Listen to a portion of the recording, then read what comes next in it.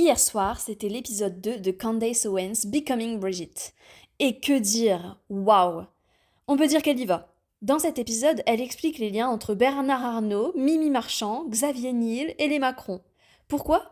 Parce que ce sont eux qui ont fait élire Manu. Ensemble, ils gèrent l'écrasante majorité de la presse qui a clairement encensé et glamourisé le couple Macron.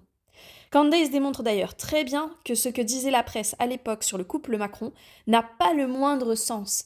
Il décrivait Brigitte comme une pin-up qui faisait fantasmer tous les garçons, mais qui n'a été séduite que par le Mozart de la finance lors de sa pièce de théâtre. Mais je vous laisse juger.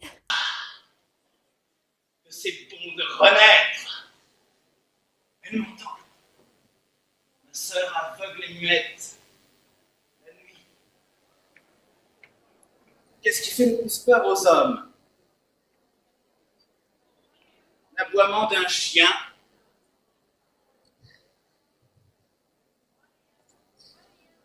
L'ombre d'un homme.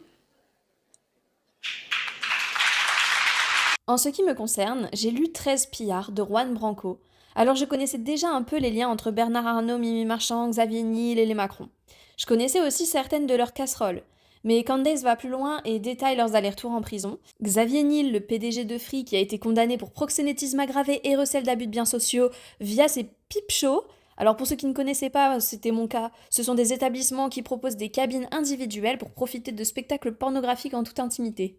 On a aussi Michel Marchand, la papesse des paparazzis de France, qui a été condamnée pour des affaires liées au grand banditisme, au trafic de stupéfiants et aussi au proxénétisme, et plus récemment pour subornation de témoins, notamment dans l'affaire Benalla.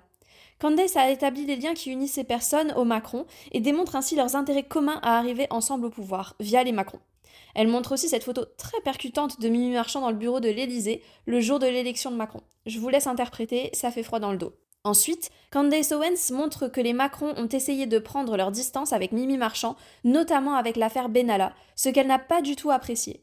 C'est alors qu'elle aurait sorti un article dans Closer qui n'a pas du tout plu à Brigitte, qui a, comme à son habitude, déposé plainte pour atteinte à la vie privée. D'après Candace, ce n'était pas la première fois qu'un tel article était publié, alors pourquoi celui-ci a-t-il fait l'objet d'une plainte? Grâce aux recherches de Xavier Poussard, on découvre que le chirurgien qui aurait opéré Brigitte serait Patrick Puy, qui serait apparemment très compétent dans les chirurgies de féminisation. Et c'est pas tout, ce chirurgien a par la suite reçu la Légion d'honneur par le président. Vraiment de nos jours, la Légion d'honneur ne vaut plus rien. Enfin, Candace termine sa vidéo en affichant la seconde lettre que lui ont envoyée les avocats des Macron. Ce n'est que mon humble avis, et je vous laisserai voir sa vidéo qui en vaut vraiment la peine, mais elle les pulvérise. J'ai hâte d'être au prochain épisode. Selon moi, Candace fait ça petit à petit, évidemment pour gagner en notoriété, parce que plus ça dure, plus les gens en entendent parler et rejoignent le mouvement, mais vu qu'elle insiste dans chacune de ses vidéos pour être contredite directement par les Macron, et leur demande même avec insistance de faire une interview avec elle, je pense qu'elle garde ses plus grosses preuves sous le coude, au cas où ils finissent par se trahir avant la fin de la série. Qu'en pensez-vous?